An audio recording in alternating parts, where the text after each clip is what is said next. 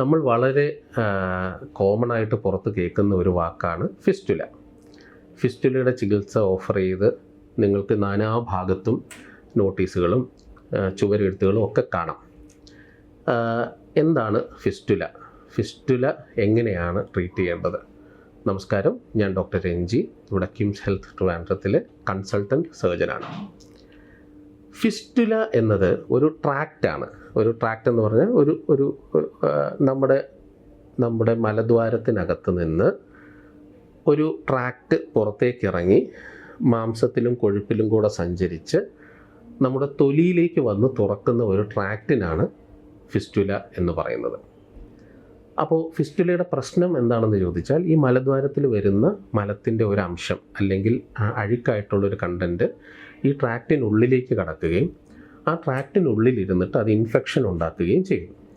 ഈ ഇൻഫെക്ഷൻ ഉണ്ടാക്കുമ്പോൾ നാച്ചുറലി പസ് അഥവാ പഴുപ്പുണ്ടാകുന്നു. ഈ പഴുപ്പ് പുറത്തെ തൊലി വഴിയും അകത്തുള്ള സുഷിരം വഴിയും പുറത്തേക്ക് ഒഴുകുന്നു. പഴുപ്പുണ്ടാകുന്ന സമയത്ത് നമുക്ക് നല്ല വേദനയും അവിടെ അസഹ്യമായി ഇരിക്കാനുള്ള ബുദ്ധിമുട്ടൊക്കെ ഉണ്ടാകുന്നു. എന്നാൽ പൊട്ടി പുറത്തേക്ക് പഴുപ്പ് വന്നു കഴിഞ്ഞാൽ ഫിസ്റ്റുലയുടെ വേദന അകലുന്നു. ഒരു 1-2 ആഴ്ച അല്ലെങ്കിൽ ഒരു 1-2 മാസം നമുക്ക് പിന്നെ പ്രശ്നങ്ങളൊന്നും ഉണ്ടാവില്ല. വീണ്ടും ഈ ഇൻഫെക്ഷൻ ഉണ്ടായിട്ട് വീണ്ടും നമുക്ക് പ്രശ്നങ്ങൾ വരുന്നു. സാധാരണ രീതിയിൽ ഫിസ്റ്റുലയ്ക്ക് ഒരുപാട് രീതിയിലുള്ള ചികിത്സകൾ ലഭ്യമാണ്. ആയുർവേദത്തിൽ മുതൽ സകല ചികിത്സാ രീതികളിലും ഫിസ്റ്റുലയ്ക്കുള്ള ട്രീറ്റ്മെൻറ്റ് ഉണ്ട്. നമുക്ക് വേണ്ടത് ഏറ്റവും വേദനരഹിതമായ എന്നാൽ വളരെ എഫിഷ്യൻ്റായിട്ടുള്ള ഒരു ട്രീറ്റ്മെൻറ്റ് സിസ്റ്റമാണ്. ആ ട്രീറ്റ്മെൻറ്റ് സിസ്റ്റമാണ് ലേസർ ഫിസ്റ്റുലെക്ടമി. ലേസർ ഉപയോഗിച്ച് ഫിസ്റ്റുലയെ ട്രീറ്റ് ചെയ്യുന്ന മെത്തേഡ്.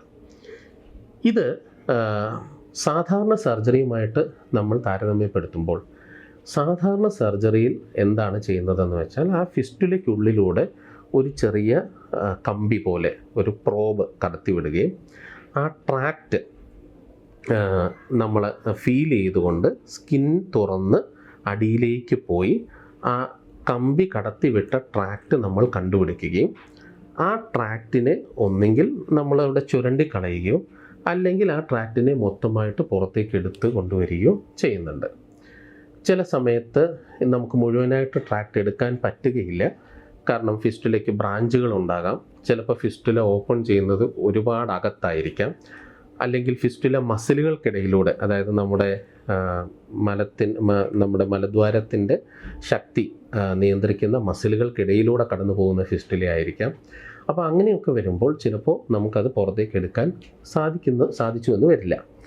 അപ്പോൾ നമ്മൾ ആയുർവേദത്തിലെ ക്ഷാര ചികിത്സയിൽ നിന്ന് ഉൾക്കൊണ്ടിട്ടുള്ള ഒരു സീറ്റോൺ എന്ന് പറയുന്ന ഒരു റബ്ബർ ബാൻഡ് ഫിസ്റ്റുലയ്ക്കുള്ളിലൂടെ കടത്തിവിട്ട് അതിനെ കെട്ടിവെച്ചിട്ട് ആ ഫിസ്റ്റുല നശിപ്പിക്കാൻ ശ്രമിക്കുകയും ചെയ്യും. പക്ഷേ ലേസർ എന്ന ചികിത്സാ രീതി വന്നതിന് ശേഷം വളരെയേറെ പ്രയോജനപ്പെട്ട ഒരു ഫീൽഡാണ് ഫിസ്റ്റുല സർജറി. ലേസറിൽ ഇതെങ്ങനെയാണ് ചെയ്യുന്നതെന്ന് ചോദിച്ചാൽ, ഫിസ്റ്റുലയുടെ ഏറ്റവും അകത്ത ഭാഗം, അതായത് ആ മലദ്വാരത്തിനുള്ളിൽ തുറക്കുന്ന ഭാഗത്തെ ആദ്യം അടയ്ക്കുകയും ബാക്കിയുള്ള ട്രാക്റ്റ് ഒരു ലേസർ ഫൈബർ ഉപയോഗിച്ച് ആ ട്രാക്റ്റിനെ കംപ്ലീറ്റ് ആയിട്ട് നശിപ്പിക്കുകയും ചെയ്യുന്നു എന്നുള്ളതാണ് ലേസർ ഫിസ്റ്റുലെക്ടമി. ഇവിടെയുള്ള അഡ്വാൻറ്റേജ് എന്ന് പറഞ്ഞാൽ, നേരത്തെ ഉണ്ടായിരുന്നത് പോലെ രോഗിക്ക് ഒരു സാധനവും അതിൻ്റെ ഉള്ളിൽ വെച്ചിട്ട് വീട്ടിൽ പോകേണ്ട ആവശ്യം വരുന്നില്ല. മുറിവുകളില്ല. ഓപ്പൺ ചെയ്ത് സർജറി ചെയ്യുമ്പോൾ ഞാൻ നേരത്തെ പറഞ്ഞു, ആ ട്രാക്റ്റിൽ എത്തുന്നത് വരെയുള്ള സ്കിൻ നമ്മൾ കട്ട് ചെയ്ത് താഴേക്ക് കൊണ്ടുപോകണം. പക്ഷേ ഇവിടെ അങ്ങനൊരു മുറിവേ ഇല്ല. നമ്മൾ ഫിസ്റ്റുല വഴിയാണ് ഈ ലേസർ ഫൈബർ കടത്തിവിടുന്നത്. അപ്പോൾ മുറിവുണ്ടാകുന്നില്ല. വേറെ റബ്ബർ ബാൻഡോ അങ്ങനത്തെ സാധനങ്ങളൊന്നുമില്ല.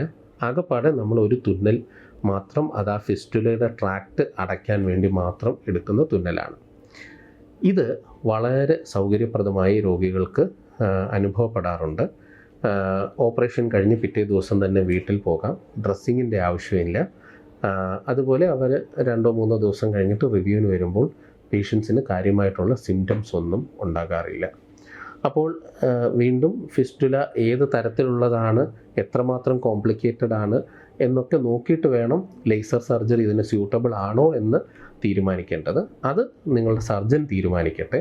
പക്ഷേ ലേസർ സർജറിക്ക് അവസരമുള്ള ഫിസ്റ്റുലയാണെങ്കിൽ തീർച്ചയായും ലേസർ സർജറി അതിനുതകുന്നതാണ്, അതിന് കിട്ടാൻ ശ്രമിക്കണം.